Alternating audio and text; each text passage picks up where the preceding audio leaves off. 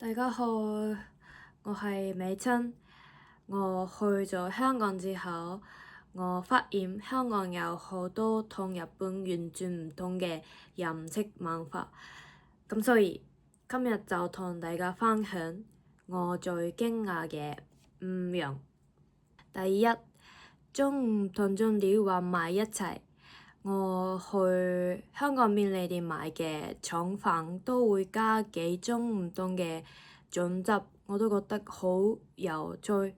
我第一次喺屋企サクル嘅買腸粉嘅時候，staff 不點問我要加邊幾份醬，嗰陣時我諗唔係淨係揀一份咩？最後我叫佢全部都加，結果真係超級好食。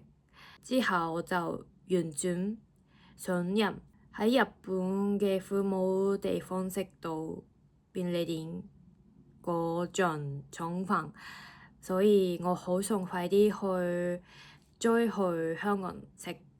仲有我同香港朋友一齊去食火鍋嗰陣，發現香港人好鍾意將唔同醬料混埋一齊。喺日本食火鍋，通常只會揀一款醬料，唔會混埋一齊，所以我覺得好新鮮。雖然日本食たこ焼きとかお好み焼き都會加ソースとマヨネーズ，但其他料理就好少一次過加幾種醬，所以我覺得香港呢種食法好有特色。第二，香港嘅筷子好長，雖然日本人平時都係用筷子食飯，所以我本來以為自己好習慣用筷子食飯，但係呢，香港嘅筷子差唔多有日本筷子2倍咁長。我第一次用嗰陣真係嚇咗一跳，呢個日本嘅筷子好短。就算而家隔咗一段時間再去香港，每次練起對筷子都仲係會覺得好重啊。其實呢，到而家我都仲未完全習慣。我第一次見到嗰陣，仲以為係做商用嘅種筷子，但係呢，反過嚟諗，香港人去日本嘅時候，會唔會都覺得日本嘅筷子太短，反而唔習慣呢？第三，將對刀可以當碟用。喺香港食飯嘅時候，我發現一件好有趣嘅事，例如食有骨雞嘅時候，大家唔係將骨放喺碟上，而係直接放喺張台喺度，因為嗰碟就唔會整到污糟。日本人通常食有骨雞嘅時候，日本人係將骨放喺碟上。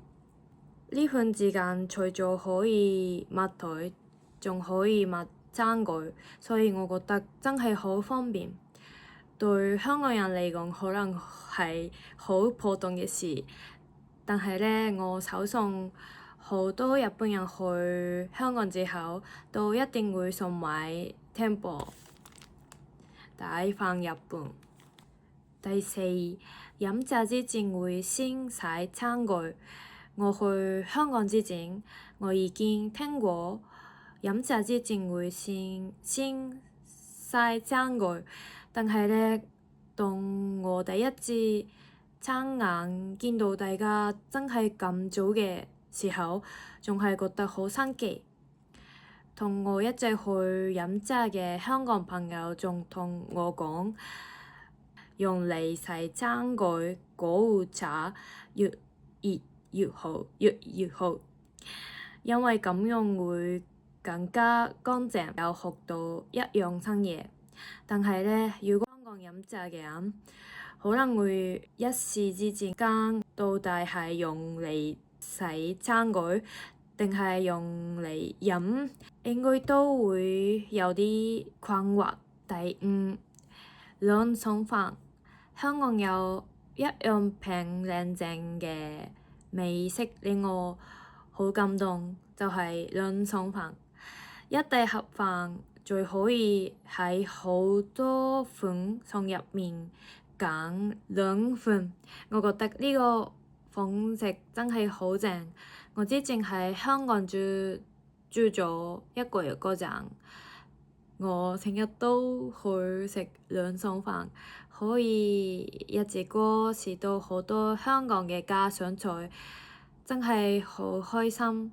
如果夜啲去買，姐姐將會幫你裝到滿滿，滿到連嗰句都差啲佢唔買。我覺得佢哋真係好好人，我真係希望日本將來都可以開多啲兩餸飯店，我一定會成日去食。以上就係令我最驚訝嘅5樣香港飲食文化。咁我都想知道香港人去日本人嘅時候，香港人去日本嘅時候，邊啲日本飲食文化最令你哋驚訝？留言同我分享啦！如果有留言好多，我下次拍一條片同大家分享香港人最驚訝嘅日本飲食文化。係咁先啦，下次見，拜拜，早唞。